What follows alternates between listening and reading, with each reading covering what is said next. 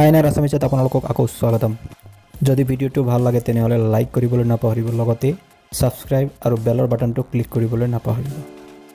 আজিৰ এই ভিডিঅ'টো সম্পূৰ্ণ চালে আপোনালোকে গম পাব যে কাষ্টম URL কিয় বনাব লাগে, কোনে বনাব পাৰে আৰু কেনেকৈ বনাব পাৰি। তাৰ কাৰণে ইউটিউব চেনেল এটলিষ্ট এমাহ পুৰণা হ'ব লাগে আৰু মোৰ দেন 100 ছাবস্ক্ৰাইবাৰ থাকিব লাগিব। ইয়াৰ পিছতে আমি গুগল ক্ৰমত আমি যাব লাগে। তাৰপিছত youtube.com আমি লিখিম। তাৰপিছত ৰাইট সাইডত নিজৰ চেনেলৰ লোগো থাকে, লোগোত আমি ক্লিক কৰিম। তাৰপিছতে আহিব সেটিং অপচন আছে, সেটিং অপচনত আমি ক্লিক কৰিম। ইয়াত আমাৰ URL খিনি যিখিনি পুৰণা URL খিনি সেইখিনি থাকিব। এতিয়া আমি সেইখিনিকে আমি কাস্টম URL বনাম। তাৰ কাৰণে ভিউ এডভান্স সেটিংত যাম। তাৰপিছত কাস্টম URL তাৰ ৰাইট সাইডত লিখা আছে you are eligible for custom URL, তাতে ক্লিক কৰিম। তাত ক্লিক কৰাৰ পিছত তাত অপচন দিয়া থাকে যে আপোনালোকে কোনখিনি নিজৰ চেনেলৰ নামখিনি তাত দিয়া থাকে। মোৰ আগৰটো আছে আইনাৰ আছামিজ আৰু তলতো লিখা আছে আইনাৰ আছামিজ।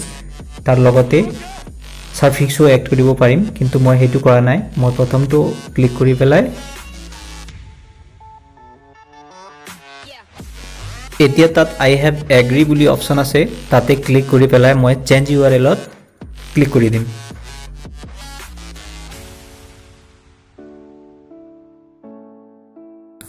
ক্লিক কৰি দিয়াৰ লগে লগে মোৰ URL খিনি চেঞ্জ হৈ গ'ল। এতিয়া মোৰ এই বৰ্তমান যিখিনি URL দেখাই আছে সেইখিনিয়ে মোৰ URL টো থাকি গ'ল।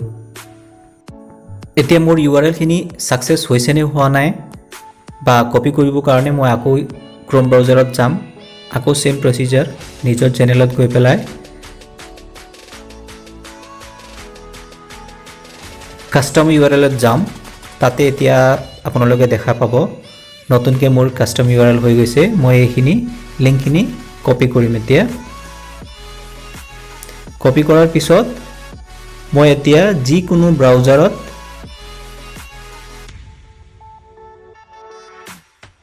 মই ইউটিউবত গৈ পেলাই youtube.com লিখি পেলাই আইনাৰ আছামিজ লিখিলেও আহি যাব।